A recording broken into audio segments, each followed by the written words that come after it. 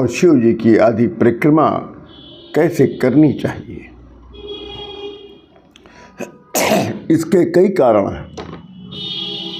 लिंग विग्रह प्रदक्षिणा कैसे की जानी चाहिए, पहले ये जानना अत्यंत आवश्यक होता है। ये परिक्रमा अर्ध होने पर भी अपूर्ण नहीं होती।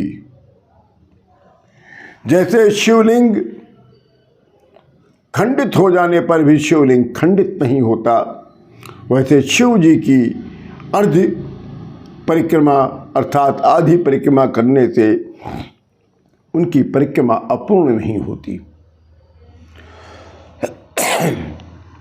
शुक्ल यजुर्वेद के अनुसार भगवान शिव की प्रतिमा की पूर्ण परिक्रमा की जाती है, किंतु प्रकृतिमय लिंग विग्रह की नहीं।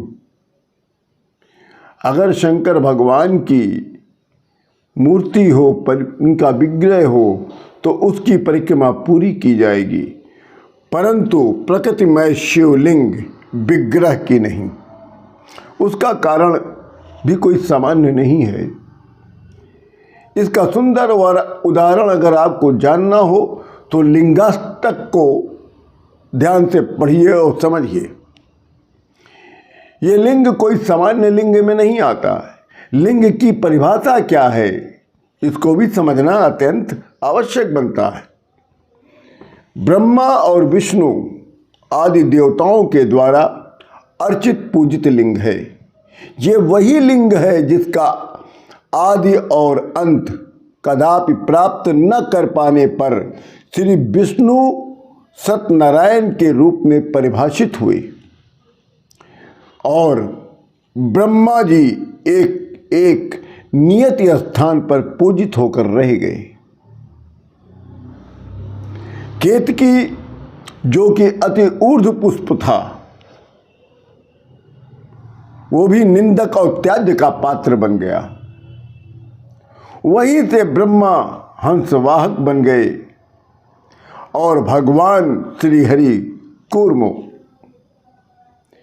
वह ब्रह्म रूपी ज्योतिमय लिंग ही उनकी त्रिशूल लोक में स्थापित हुई। ये वह लिंग है जिसे 3 भागों में विभाजित होकर स्थापित हो गया। पहला, आकाश में तारकेश्वर लिंग, आकाश में तारकेश्वर नाम से, और पाताल में हाटकेश्वर नाम से, और मृत्यु लोक में महाकाल के नाम से यह शिवलिंग पूजित हुआ। जो प्रकृतिमय योनि जिसमें लिंग में ब्रह्म को धारण कर, जिसके प्रभाव से चतुर्दश भुवन में संतुलन बना हुआ है, ये शिवलिंग की एक छोटी सी परिभाषा थी। अब आपको मैं समझाता हूँ कि शिव की प्रदक्षिणा अर्थात परिक्रमा कैसे करनी चाहिए। मैं आपको पूरे उपनिषद, शिव महापुराण और वेद के अनुसार बता रहा हूँ। पवित्रतम शिवालय में शिवलिंग तथा प्रकृति योनि को साधारण अवस्था में स्पर्श न करें। ये साक्षात ईश्वर ईश्वरी की अभिन्न संयुक्ति है।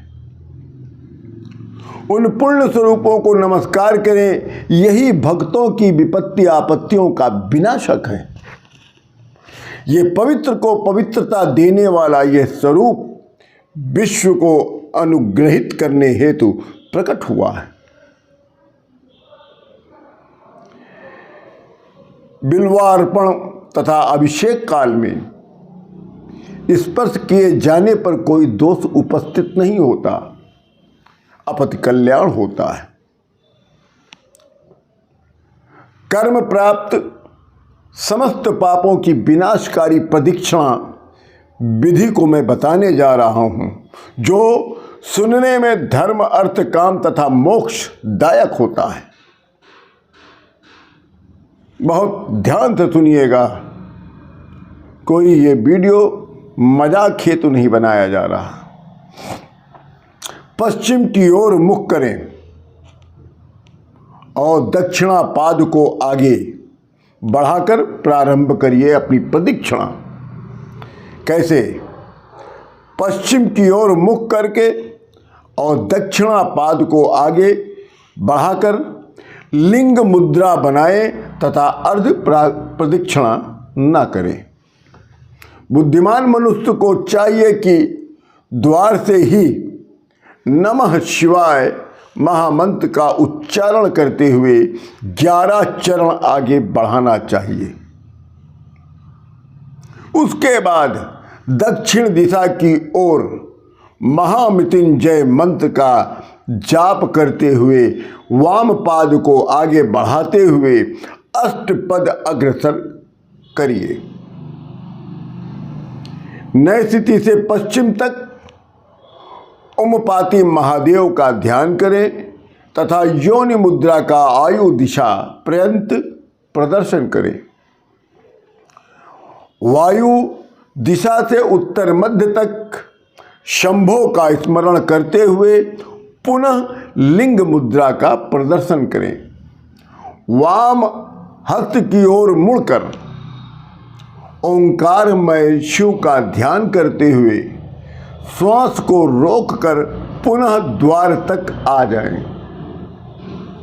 फिर नंदीश्वर के पृष्ठभाग में होकर ईशान से उत्तर की ओर चलिए और ईशान मंत्र का जाप करिए तथा लिंग मुद्रा बनाकर सिर का धारण करें।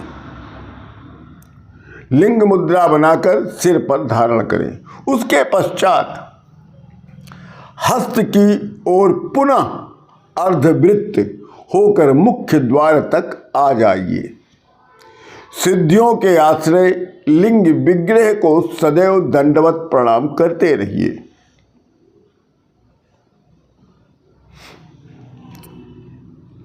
ये जो मैं सुना रहा हूँ ये कर्म सिद्धि, कर्म समस्त तीर्थों का फल देने वाला मैं आपको वर्णन सुना रहा हूँ।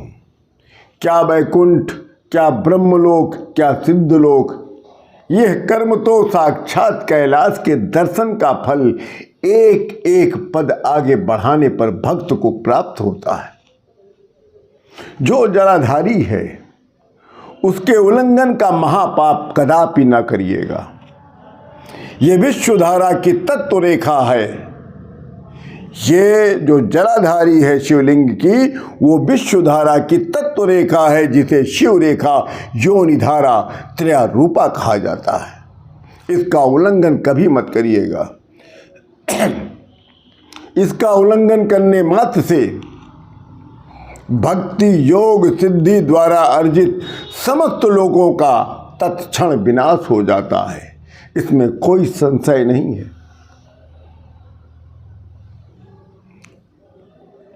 विंध्य पर्वत के अहंकार का मर्दन करने वाले महोदर, ये दर्शन, स्पर्श तथा परिक्रमा की विधि, संपूर्ण विधि मैंने आप लोगों को बताया है। हर शिव तथा हर शिव का नाम ही मैं कैवल्य आश्रय ग्रहण करता हूँ। इतनी सुंदर वर्णन और बहुत ही धीरे धीरे शब्दों में मैंने बोलकर आपको सुनाया है।